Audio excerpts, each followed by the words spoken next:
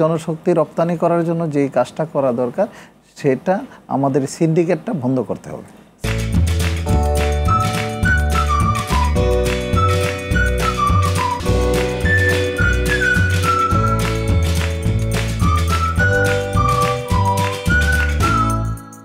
প্রিয় দর্শক, RTV আয়োজিত অক্ষরের গল্প অনুষ্ঠানে আপনাদের সকলকে স্বাগত জানাই। আমাদের অক্ষর, আমাদের বর্ণমালা, আমাদের মাতৃভাষা রক্তে ধোয়া। প্রতিটি তাৎপর্য আমরা অর্জন করেছি সংগ্রামের ভেতর দিয়ে। আমরা মাতৃভাষায় কথা বলে যে স্বাচ্ছন্দ্য বোধ করি, আমরা যে ভালোবাসা, আমাদের সংগ্রাম, আমাদের দুঃখ, আমাদের প্রেম বিরহের কথা প্রকাশ করি, অন্য কোনো ভাষায় সেটি সম্ভব নয়। আমাদের এই দেশ মাতৃকা, এই মাতৃকার সঙ্গে আমাদের মাতৃভাষা, আমাদের অক্ষরের সম্পর্ক হাজার বছরের। প্রিয় দর্শক, আজকে এই অক্ষরের গল্প অনুষ্ঠানে যিনি অতিথি হয়ে আমাদের মধ্যে উপস্থিত আছেন, তিনি একজন স্বনামখ্যাত ব্যক্তি। নানা দিকে তার রয়েছে কাজ। তিনি একজন বিশিষ্ট শিল্পোদ্যোক্তা, একাধারে একজন রাজনীতিক এবং সমাজসেবী। মামুন বিন আব্দুল মান্নান, কথা বলছি তার সঙ্গে। কেমন আছেন ভাই? আলহামদুলিল্লাহ, ভালো আছেন? ভালো আছি। আপনি কেমন আছেন? আমি ভালো আছি। আমি জানি যে আপনি সর্বোচ্চ বিদ্যাপীঠ থেকে শিক্ষা গ্রহণের পরে একজন উদ্যোক্তা হিসাবে আপনার জীবন পরিবর্তনের জন্যে ছাত্র রাজনীতি যেমন ছিলেন, পাশাপাশি আপনি আমাদের দেশের মানুষের সেবা করার জন্যে আপনি যখন বাইরে গেছেন মালয়েশিয়াতে, সেখানে আপনি দেশকে কীভাবে ভালোবেসেছিলেন, কীভাবে দেশ আপনাকে টানতো, সেই বিষয়টা খুব সংক্ষেপে একটু বলেন। এখন তো আপনি বাংলাদেশেই থাকেন। এখন আমি বাংলাদেশে থাকি। বাংলাদেশে থেকে আমার মালয়েশিয়া ব্যবসা বাণিজ্য পরিচালনা করি। ওইখানে আমরা উদ্যোক্তা হিসাবে যখন গেছিলাম বাংলাদেশ হিসাবে আমাদের একটাই চিন্তা ছিল কিভাবে কর্মসংস্থানে বিদেশের বাড়িতেও বাংলাদেশিদের জন্য কর্মসংস্থানের সুব্যবস্থা করা যায়। সেখানে ইনশাল্লাহ আমি সফল হয়েছি। আমার চেষ্টায় আমাদের বাংলাদেশিদের প্রায় 4000 লোক আমার কোম্পানিতে বর্তমানে চাকরি করে। আপনার কোম্পানিতে 4000 বাংলাদেশি চাকরি? 4000 বাংলাদেশি। আপনি জানেন যে শহীদ প্রেসিডেন্ট জিয়াউর রহমানই প্রথম জনশক্তি রপ্তানি, দক্ষ জনশক্তি রপ্তানির কাজটি করেছিলেন এবং আপনি সে আদর্শে বিশ্বাস করেন। তার একটা প্রতিফলন কিন্তু আপনার এই কাজের মধ্যে আমরা পেয়েছি। আমি সবচেয়ে বেশি সহযোগিতা করেছি যখন আমাদের মালয়েশিয়াতে বিভিন্নভাবে বিভিন্ন পন্থায় মালয়েশিয়াতে গিয়েছিল, তারা কাজকর্ম পাচ্ছিল না এবং তাদের ভিসা সংক্রান্ত জটিলতায় ভুগছিল। তাদেরকে আমি বেশি প্রাধান্য দিয়েছি এবং তাদেরকে আমার কোম্পানিতে এনে তাদের ভিসা সম্পন্ন করে দিয়েছি এবং তাদেরকে কর্মসংস্থানের ব্যবস্থা করে দিয়েছি। এই যে আমাদের দেশের মানুষের জন্য যে কাজগুলো আপনি করেন, আমাদের আরও যে দিন দিন জনশক্তি বাড়ছে, আমরা কি করে এই জনশক্তি আরও বেশি রপ্তানি করতে পারি দেশের বাইরে? শুধু মালয়েশিয়া না, অন্য জায়গায়ও তো আমাদের করা দরকার। আমাদের সবচেয়ে যে জনশক্তি রপ্তানি করার জন্য যেই কাজটা করা দরকার সেটা আমাদের সিন্ডিকেটটা বন্ধ করতে হবে। সিন্ডিকেটটা বন্ধ করতে হবে এবং যে খুব স্বল্প খরচে যাতে আমাদের দেশের লোকজন বাইরের দেশে যাইতে পারে সেই ব্যবস্থাটা করতে পারে। সেটা কে করবে? সরকার করবে। অবশ্যই যে ব্যয়টা আছে, যে খরচটা আছে, সেটা সীমিত পরিসরে করতে হবে এবং নিয়ে আসতে হবে এবং যাতে কোনো সিন্ডিকেট প্রথা না হয়। যে বিগত দিনে মালয়েশিয়া যে একটা সিন্ডিকেট প্রথা ছিল, যেটার খরচটা অনেকটা টাকায় সিন্ডিকেটের পকেটে চলে গেছে, সেটা যদি অনেকে নিঃস্ব হয়ে গেছে কিন্তু সঠিকভাবে না যাওয়ার কারণে আবার ব্যাক করতে হয়েছে এবং অনেক লোকে গিয়ে ওইখানে গিয়ে সঠিকভাবে কাজও পায় নাই। সেইগুলা বাংলাদেশ দূতাবাস আছে, তারা সেখানে যদি ভালোভাবে সেই কোম্পানিগুলো যাচাই করে যে কোন কোম্পানিতে আসলে সত্যিকারের লোক দরকার, তারা সেখানে কাজ পাবে, সেই কোম্পানিতে লোক দেওয়া দরকার। যারা A to B যেগুলো মনে করেন লোক নিয়ে সাপ্লাইয়ের জন্য চিন্তা করে, সেই প্রথাগুলো বন্ধ করতে হবে এবং খরচটা কমিয়ে আনতে হবে। আপনি একজন সচেতন ব্যবসায়ী এবং দেশকে ভালোবাসেন বলে আপনার মধ্যে চিন্তাটি আসে। আমি জানি যে একটা সর্বোচ্চ রেমিটেন্স আপনি মালয়েশিয়া থেকে বাংলাদেশে পাঠিয়েছেন। এটা কিন্তু আমাদের জন্য একটা খুব গৌরবের ব্যাপার। অনেকে তো হুন্ডি করে টাকা পাঠায়, তো হুন্ডি করে টাকা পাঠানো কিন্তু আমাদের জন্য, আমাদের সরকারের, আমাদের রাষ্ট্রের জন্য একটা ক্ষতিকর। তো এইটাকে কিভাবে লিগালি আনা যায়? এটা লিগালি আনার জন্য যে আমাদের যে মনে করেন আরও উদ্যোগ নিতে হবে এবং প্রত্যেক এলাকায় যার যে বিদেশি লোক বিভিন্ন দেশে থাকে তারা কিভাবে টাকা পাঠাচ্ছে তাদেরকে সব বৈধ পথে টাকা পাঠানোর জন্য আগ্রহী করতে হবে এবং বিদেশেও সেই টাকা পাঠানোর জন্য বিভিন্ন দেশে সেই সুযোগ সুবিধা দিতে হবে। শুধু প্রণোদনা 2.5% দিচ্ছে এতেই হবে না, আরও অনেকগুলো কাজ করতে হবে যাতে মানুষ হুন্ডিতে যে একটা চক্র কাজ করে যে বিভিন্ন অর্থ হাতিয়ে নিচ্ছে হুন্ডির ব্যবসায়ীরা, সেটা বন্ধ করার জন্য হুন্ডি ব্যবসায়ীগুলোকে ক্লোজ করতে হবে এবং সেটা খুব অল্প কিছু লোক এই হুন্ডির ব্যবসাটা করে। যদি বিভিন্ন দেশে একটা দেশে যদি হুন্ডির ব্যবসা করে 100 জন হবে না, সেই 100 জন লোককে চিহ্নিত করা এবং তাদেরকে স্টপ করা খুব সহজ যদি বাংলাদেশ গভর্নমেন্ট এটা উদ্যোগ নেয় এবং যে প্রত্যেকটা দেশের দূতাবাস যদি সেটার উদ্যোগ নেয় তাহলে এটা বন্ধ করা সম্ভব। এই যে টাকা আনছে আবার টাকা পাচার করছে, যেটা আমরা বারবার বলছি যে বিগত ফ্যাসিস্ট সরকারের প্রচুর লোকেরা হুন্ডির মাধ্যমে বিদেশে টাকা পাঠিয়ে দিয়েছে, জি প্রকাশ্যে, তো সেইগুলো বন্ধ করার জন্য মানুষকে সচেতন করতে হবে বলে আপনি মনে করেন এবং সরকারকে উদ্যোগ নিতে হবে? সরকারকে উদ্যোগ নেয়। এই যে আমাদের দেশের লোকেরা যখন আসেন এয়ারপোর্টে কিন্তু অনেক নাজেহাল হয়, এই সংবাদ কিন্তু আমরা বরাবরই পাই, এয়ারপোর্টে এসে তারা নানা রকম দুর্ভোগের শিকার হয়। অনেক সময় আমি নিজেও হই, তারা চিনতে পারে না যে আমরা খুব চলাফেরা করি সাধারণ মানুষের মতো। যখন এয়ারপোর্টে আসি তারা মনে করে যে আমরাও মনে ওই কাতারের লোক, এরকম ভাবে। আরেকটা জিনিস, সবচেয়ে বড় জিনিস হইলো যে অনেকে যে স্বর্ণ চোরা কারবারি করে, সেই স্বর্ণ চোরা কারবারির জিনিসগুলো আমাদের সাধারণ লোকেরা অনেক সময় বিপদে পড়ে। ও বাহিরের দেশের এয়ারপোর্টগুলোতে কিছু দুষ্কৃতিকারী লোক আছে, তারা বিভিন্ন প্রকার জিনিস নিয়ে অপেক্ষা করে স্বর্ণ নিয়ে, যে তুমি 100 গ্রাম স্বর্ণ নিয়ে যাও, তোমাকে 200 রিঙ্গিট দিব। সেই জিনিসটা সে বাংলাদেশে নিয়ে আসে। অনেক সময় সেই জায়গায় অনেক সাধারণ শ্রমিকরা তো আসলে এই জিনিসগুলো বুঝে না, তাদেরকে ওই এয়ারপোর্ট থেকে এইভাবে যখন নিয়ে আসে তখন বাংলাদেশ এয়ারপোর্টে এসে তারা বিপদে পড়ে। সেই যে বন্ধ করার জন্য প্রত্যেকটা দূতাবাস যদি একটু উদ্যোগ নেয় এবং এয়ারলাইন্সগুলো যদি একটু উদ্যোগ নেয় তাহলে এই জিনিসগুলো বন্ধ করা একদম সহজ এবং 0% যে চলে আসবে। আমাদের দেশের এই যে জনশক্তিকে আমরা শক্তিতে রূপান্তরিত করতে চাই। আপনি বাংলাদেশে অসংখ্য, আমরা জানি যে করোনার সময় আপনি অনেক সেবামূলক কাজ করেছেন আপনার এলাকায়, জি সেই কথাটা যদি আমাদের একটু জানান। আমি করোনার উপলক্ষে প্রায় 30,000 ফ্যামিলিকে আমি সহযোগিতা করেছি এবং সেই সহযোগিতা করার বিগত ফ্যাসিস্ট সরকার আমলে ছিল একটা কঠিন কাজ। আমি দিনের আলোতে কোনো ওপেনভাবে কোনো কাজ করতে পারি না এবং মানুষকে সহযোগিতা করতে পারি না। আমি আমার নিজস্ব জায়গায় আমি জিনিসগুলো প্যাকেট করে সেগুলো রাতের আধারে ভোর 4টার সময় আমি পিকআপে করে লোকজন এই পিকআপের ভিতরে যে রাত 4টার সময় 5টার সময় অন্ধকারের মধ্যে বিভিন্ন জায়গায় লোকের বাড়িতে বাড়িতে জিনিসগুলো পৌঁছায় দিয়ে আসছে, যেটা আমরা সরকার করতে দেয় না এবং বিভিন্নভাবে আওয়ামী লীগের লোকজন ছিল এবং প্রশাসন ছিল আমাদেরকে বিভিন্নভাবে বাধা দিয়েছে। আমি সেই কাজগুলা করার চেষ্টা করছি এবং করছি ইনশাল্লাহ। আপনি আমাদের দেশে সবচেয়ে এখন বড় যে সমস্যা, ধরেন যে সংস্কারের কাজ, যে সংস্কারটা হচ্ছে, আপনি তো বাইরের দেশগুলোকে দেখেছেন, সেখানেও অর্থনৈতিক সংস্কার আছে, রাজনৈতিক সংস্কার আছে। আমাদের এই সংস্কারটা কোন পথে গেলে আমাদের দেশের মানুষ পূর্ণ গণতান্ত্রিক অধিকার পাবে বলে আপনি মনে করেন? সংস্কার তো আসলে আমাদের দলের ভারপ্রাপ্ত চেয়ারম্যান দেশনায়ক তারেক রহমান যে সংস্কারের কথা এখন মানুষ বলছে, সেটা তো আমাদের দল ভারপ্রাপ্ত চেয়ারম্যান 2023 সালের 13ই জুলাই ডিক্লেয়ার করছে 31 দফা। সেই 31 দফার যে আলোকে যে কাজগুলো আমরা করতেছি এবং বিভিন্ন মানুষের কাছে আমরা পৌঁছাইতেছি, সেই সংস্কার তো এই আমাদের 31 দফার ভিতরে সমস্ত সংস্কারই আছে। সেই 31 দফা বিএনপি ভারপ্রাপ্ত চেয়ারম্যান ডিক্লেয়ার করছে আরও 2 বছর আগে। সেই আলোকে যদি কাজ করে সংস্কার চলবে এবং নির্বাচনও দিতে হবে খুব দ্রুত, সংস্কার তো চলমান থাকবে। আপনি লক্ষ্য করেছেন সাম্প্রতিককালে যে নারীর প্রতি সহিংসতা বাড়ছে এবং আমাদের সন্তান সন্ততিদের যে স্কুল কলেজে যাওয়া অনেকটা বিপন্ন হচ্ছে, বিভিন্ন বিশ্ববিদ্যালয়ে আন্দোলন হচ্ছে, এটা কেন? আপনার কি এই অস্থিরতাটা কেন হচ্ছে? এই অস্থিরতাটা কিছু লোক আসলে ইচ্ছা করে করতেছে।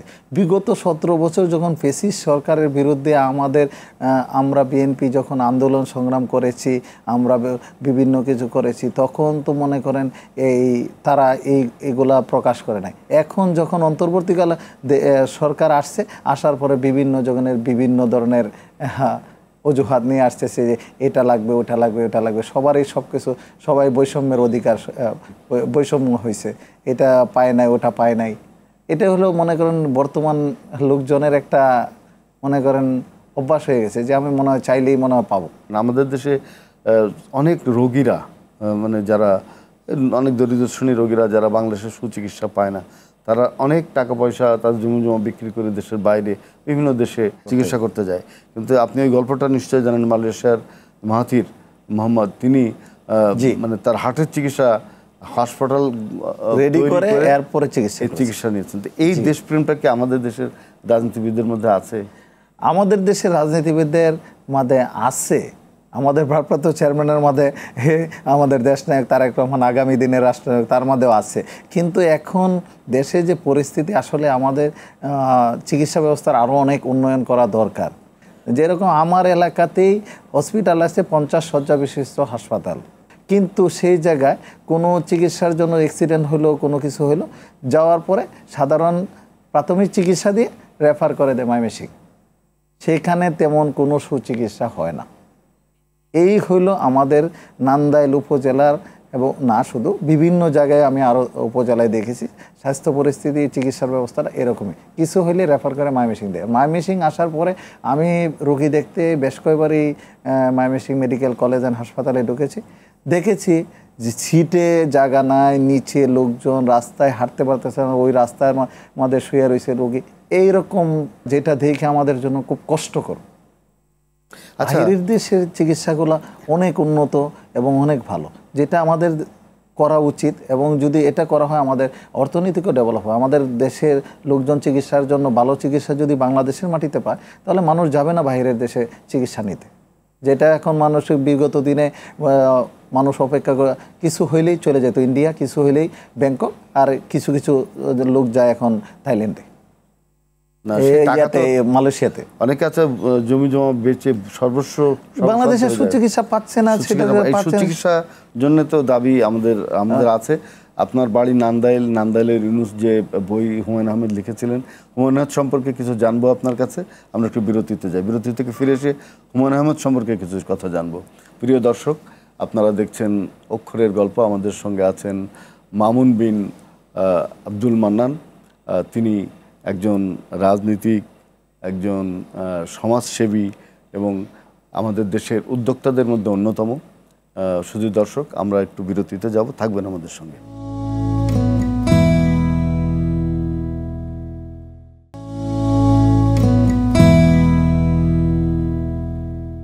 প্রিয় দর্শক, আপনারা দেখছেন RTV আয়োজিত অক্ষরের গল্প। ফিরছে বিরতির পর। আমাদের সঙ্গে আছেন মামুন বিন আব্দুল মান্নান। মান্নান ভাই, আপনার এলাকার সবচেয়ে বিখ্যাত কথাশিল্পী হুমায়ুন আহমেদ, তার স্মৃতিতে আপনার এলাকার লোকজন কিছু করেছে কিনা? তার স্মৃতিতে এলাকার লোকজন তেমন কিছু করে না, কিন্তু উনি নিজেই একটা পাঠাগার তৈরি করে গিয়েছিলেন। সেই পাঠাগারটা এখনও টেক কেয়ার করে, লোকজন আছে সেখানে যায়। তো যেহেতু এটা অজপাড়ায় তেমন কিছু হয় না, এটা ওনার সমস্ত কিছুই তো ঢাকা কেন্দ্রিক, ওই যে নয়াসপল্লী সেইখানেই। কিন্তু গ্রামে শুধু ওনার স্মৃতি আছে, যেটা হুমায়ুন আহমেদের বাড়ি, না একটা পাঠাগার আছে, এটাই, এতটুকুই আছে। আপনি তো যদি জনপ্রতিনিধি হিসাবে আসেন, তখন কি আপনার কোনো স্বপ্ন আছে হুমায়ুন আহমেদকে নিয়ে? আসলে হুমায়ুন আহমেদ সাহেবের বাড়িটা কিন্তু আমার নান্দাইল উপজেলা পড়ে নাই, ওনার বাড়িটা কিন্তু নেত্রকোনা জেলা কেন্দ্র উপজেলায় পড়ছে, আমার ভোটারে পড়ছে। ওটি ওনার সমস্ত বাড়িটার ঠিকানাটা পড়ছে নেত্রকোনা কেন্দ্র উপজেলা। আচ্ছা, কিন্তু আপনাদের কিন্তু আমার বাড়ি থেকে কাছে। কিন্তু আপনাদের তো একটা অহংকার ছিল। হ্যাঁ, আমাদের অহংকার ছিল। আমার বাড়ির পাশে, আমার বাড়ি থেকে 2 কিলোমিটার দূর ওনার বাড়ি। আপনি তো অনেক কর্মসংস্থান তৈরি করেছেন। এখন আমাদের দেশের এই যুব সমাজকে আমরা কিভাবে অ্যাকোমোডেট করতে পারি, কাজের মধ্যে দক্ষভাবে কিভাবে গড়ে তুলতে পারি? আপনি বাইরের দেশের আলোকে, মালয়েশিয়া সরকারের যে কর্মকাণ্ড, তার আলোকে আমাদের দেশে আমরা কিভাবে এই যুব সমাজকে আরও বেশি দক্ষ করে তাদের কর্মক্ষম করতে পারি, তাদের বেকারত্ব দূর করতে পারি? শ্রমিকদের মনে করেন দক্ষ শ্রমিক, যেটাকে আমরা বলি যে স্কিল ওয়ার্কার যদি আমরা তৈরি করতে পারি, সেটা দেশের জন্য আমাদের উপকার, এবং বিদেশের জন্য আমরা যদি স্কিল ওয়ার্কার পাঠাই, যদি একটা সাধারণ শ্রমিক যা বেতন পায় তার ডাবল বেতন, তার চেয়ে আরও অনেক বেশি বেতন তারা পাবে। সেই জন্য আমাদের স্কিল শ্রমিক তৈরি করা দরকার। যে দক্ষ শ্রমিক যে তৈরি করতে পারছে ট্রেনিং সেন্টার কি পর্যাপ্ত আছে বাংলাদেশে? না, সেই পর্যাপ্ত ট্রেনিং সেন্টার নাই, সেই পর্যাপ্ত ট্রেনিং সেন্টার দরকার। আমাদের শ্রমিকরা এখনো ন্যায্য মূল্য পায় না, তারা এখনো বিদ্রোহ করছে, তারা ঈদের বোনাস পায় না। এই জায়গাগুলোতে আমরা কি করতে পারি? আমাদের পোশাক রপ্তানির খাতটাকে আমরা কিভাবে আরো ঢেলে সাজাতে পারি? শ্রমিকদের ন্যায্য মূল্যের জন্য আমাদের 31 দফাতে আছে যে শ্রমিকদের ন্যায্য মূল্য আমরা নিশ্চিত করব। সেই শ্রমিক, সব দেশেই শ্রমিকদের একটা মিনিমাম বেতন আছে। একটা শ্রমিকের খরচ অনুযায়ী সে তার কতটুক বেতন দিলে তারা মনে করেন যে তাদের সংসার চালাইতে পারে, সেই অনুযায়ী আমাদের তাদের বেতন নিশ্চিত করতে পারে। যদি বেতন নিশ্চিত থাকে, শ্রমিকরা যদি সঠিকভাবে কাজ করে, তাদের মনে যদি শান্তি থাকে, তাহলে আমাদের মনে করেন গার্মেন্টস সেক্টরগুলো এবং যদি আমাদের যে এক্সপোর্টগুলো দেশগুলোর সাথে যদি আমাদের রিলেশন আরও ভালো থাকে, তাহলে আমাদের গার্মেন্টস সেক্টরগুলো আবার আগের জায়গায় ফিরে আসবে এবং আর চেয়ে হয়তো আরও ভালো করবে। আর একটা খুবই মানবিক বিষয় যে বয়স্ক ভাতা, আপনার মালয়েশিয়াতে কি এরকম কিছু সরকার করে, প্রণোদনা দেয়, অনুদান দেয় কিছু বয়স্কদের জন্য? বয়স্কদের জন্য সুযোগ সুবিধা অনেক আছে। সিনিয়র সিটিজেনশিপ যেটা আমরা বলি, 55 ইয়ার্স ওল্ড হলে তাদের সিনিয়র সিটিজেনশিপের কাতারে তাদেরকে অনেক সুযোগ সুবিধা দেয়, যেটা বাংলাদেশে দেওয়ার চেষ্টা করে, কিন্তু সেটা সঠিক জায়গায় সঠিকভাবে এই জায়গায় আপনি এসেছেন, যেটা খুব একটা গুরুত্বপূর্ণ জায়গা, যে এই যে বয়স্ক ভাতা দেওয়ার ক্ষেত্রেও দলীয়করণ করা হচ্ছে। দলীয়করণ করা হয়েছে এবং অনেক ভিন্ন মতের বৃদ্ধরা এই ভাতা পায়নি, তারা কান্নাকাটা করেছে। আমি বলবো কি, বিএনপি করার কারণে বিগত সরকারের আমলে আমার এলাকায় একজন লোকে বয়স্ক ভাতার কার্ড ক্যান্সেল করে দেওয়া হয়েছে। তা আমরা চেষ্টা করছি, এখনও মনে করেন যে সরকারি প্রত্যেকটা উপজেলা নির্বাহী অফিসার এখন দায়িত্বে আছে, সেই উপজেলা নির্বাহী অফিসারও অনেক জায়গায় সঠিকভাবে সেই জিনিসগুলো পরিচালনা করতেছে না। আপনি কি মনে করেন যে আমাদের দেশের যে প্রশাসন ব্যবস্থা, যে আমলাতন্ত্র, যেভাবে আমাদের প্রশাসন চালানো হয় সব ক্ষেত্রেই মালয়েশিয়াতে কেমন আছে সেটা? আমলাতন্ত্রটা বাংলাদেশে একটু ভিন্ন, আর বাইরের দেশে আমলারা মনে করেন যে সঠিকভাবে কাজটা তারা সম্পন্ন করে, তারা কোনো দলীয়করণের দিকে যায় না। তারা হয়তো একটা পছন্দ থাকতে পারে, তারা এটা পছন্দ ওইটা পছন্দ, কে কাকে পছন্দ করবে সেটা তার চাকরির বাইরে, তার কর্মকাণ্ডের বাইরে। কিন্তু বাংলাদেশে এই আমলাতন্ত্রটা এবং দলীয়করণটা একটা বিরাট সমস্যা হয়ে দাঁড়াইছে, যেই কারণে মনে করেন আমাদের অনেক কিছু থেকে অনেকে বঞ্চিত হয়। দলীয় লোক হইলে পাবে, দলীয় লোক না হইলে পাবে না। এই জায়গায় মনে করেন সাধারণ মানুষ যারা আসলে খুবই নিরীহ মানুষ, তারা পাচ্ছে না, বয়স্ক ভাতা পাচ্ছে না, বিধবা ভাতা পাচ্ছে না। টিসিবি যে ঈদ উপলক্ষে যে 10 কেজি করে চাল দেওয়া হয়েছে, সেটাও সঠিকভাবে বিতরণ করা হয় নাই, এবং সেগুলা অনেক প্রকার দুর্নীতি হয়েছে। সেগুলা মনে করেন যে আমরা বলতে গেলে, যখন আমরা বলতে যাই তখন এগুলোর অনেক চাপ আসতেছে। এই জন্য আসলে যার যে কাজটা তাকে এটা করতে দেয়, এটা রাজনীতিবিদের কাজ, এই রাজনীতিবিদরা এটা সমাধান করতে হয়। আসলে ওনারা এখন দায়িত্বে আছে, উপজেলা নির্বাহী অফিসার, ওনারা এগুলা সমাধান করতে পারতেছেন। এখন ধরেন সেই আগের সেই ফ্যাসিস্টরা নেই, কিন্তু তাদের অপভ্রংশ কিছু আছে যারা আবার আগের মতো করে চালাতে চায়। সেই জায়গায় তো রাজনীতিবিদদেরকে দেখতে হবে এবং সেই অশুভ শক্তিকে প্রতিহত করতে হবে। হ্যাঁ, অশুভ শক্তিকে প্রতিহত করতে, এবং শুধু না কিছু নাম গণা লোক যারা মনে করেন যে সামনের সারিতে ছিল, তারা না শুধু চলে গেছে এবং তারা না গা ঢাকা দিয়েছে, আর বাকি সবাই তো এখানে রয়ে গেছে। বিগত সরকারে 17 বছর যারা বিভিন্নভাবে সুবিধা নিয়েছে এবং এই বিগত ফ্যাসিস্ট সরকারকে হেল্প করছে বিভিন্নভাবে, তারা তো এখনও বিভিন্ন প্রতিষ্ঠানে বিভিন্ন জায়গায় বসে আছে, তারা তো তাদের কাজ করেই যাচ্ছে এবং তারা তো দুর্নীতি করা অভ্যস্ত হয়ে গেছে এবং তারা সেই দুর্নীতি থেকে এখনও বাইরে হয়ে আসতে পারতেছে না। আমরা জানি যে জুলাই বিপ্লবের সময় আমাদের আপনারা যারা মানে বাইরের যাদের ব্যবসা আছে, তারা কিন্তু রেমিটেন্স পাঠানো বন্ধ করে দিয়েছিলেন। 5ই আগস্ট পর্যন্ত আমার এই কোম্পানির কোনো লোক রেমিটেন্স পাঠায় নাই। আমরা সেই ব্যাপারে অনেক প্রচারণা করছি এবং অনেক কাজ করছি, এবং সমস্ত লোকেদেরকে নিয়ে আমরা একটা ঐক্য তৈরি করেছিলাম বাইরে যারা আছে, এবং বিশেষ করে আমার ওয়াইফও সেই ব্যাপারে অনেক হেল্প করছে। যে আমার ওয়াইফ মালয়েশিয়ান, কিন্তু সে বাংলাদেশকে অনেক ভালোবাসে, বাংলাদেশে অনেকবার আসছে, এবং সে আসলে গ্রামে গ্রামে মানুষের লোকদের, এই গত ঈদ উপলক্ষে রমজানে সে এসেছিল, এসে বিভিন্ন জায়গায় গিয়ে গরিবদেরকে বিভিন্ন অনুদান সে দিয়েছে। আমাদের দেশনায়ক তারেক রহমানের পক্ষ থেকে আমরা গরিবদের ঈদ উপহার দিয়েছি, আমি এবং আমার ওয়াইফ। এটা অসাধারণ কাজ। আপনার একজন সমাজসেবী, রাজনীতিক, হিসাবে আপনার কি এরকম কোনো পরিকল্পনা আছে আমাদের দেশে এমন একটি বড় হসপিটাল আন্তর্জাতিক মানের তৈরি করা উচিত যেন আমাদের দেশের রোগীরা আর বাইরে না যায়? আমাদের শিক্ষা ব্যবস্থা এমন করে সাজানো উচিত যেন শিক্ষার জন্য আমাদেরকে বারবার ইংল্যান্ডে আমেরিকায় ঘোরাঘুরি করতে না হয় এবং প্রচুর টাকা তার বাবা মার যাচ্ছে। আপনি জানেন যে এই গত সরকারের ফ্যাসিস্ট সরকারের অনেক বড় বড় পর্যায়ের কর্মকর্তা নেতা তাদের সব বাচ্চারা দেশের বাইরে পড়াশোনা করেছে, কারণ তাদের টাকা আছে। আর আর শিক্ষা ব্যবস্থার কতটা পিছিয়ে গেছে যে আমাদের ছেলেমেয়েরা এখন আর আগের মতো সেই শিক্ষা ব্যবস্থার সঙ্গে যুক্ত হতে পারছে না, তারা রাজনীতির সঙ্গে যুক্ত হয়ে যাচ্ছে।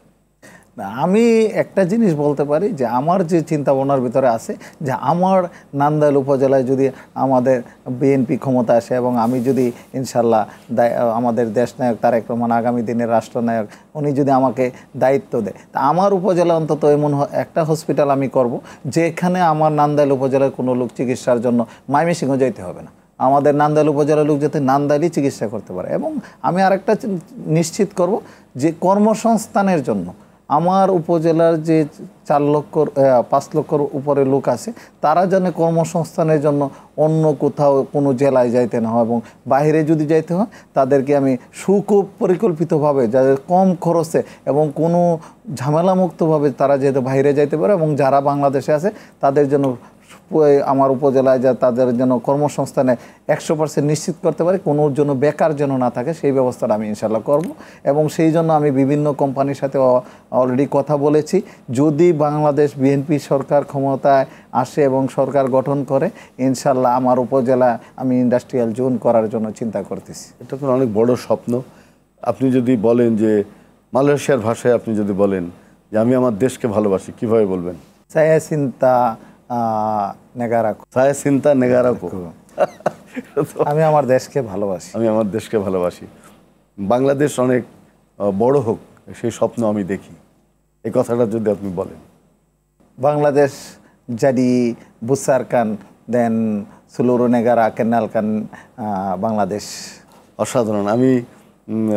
আমি যদি নেতা হই তাহলে আমি দেশের সমৃদ্ধির জন্য অনেক কাজ করব, এই আমার স্বপ্ন। এই কথাটা বলুন।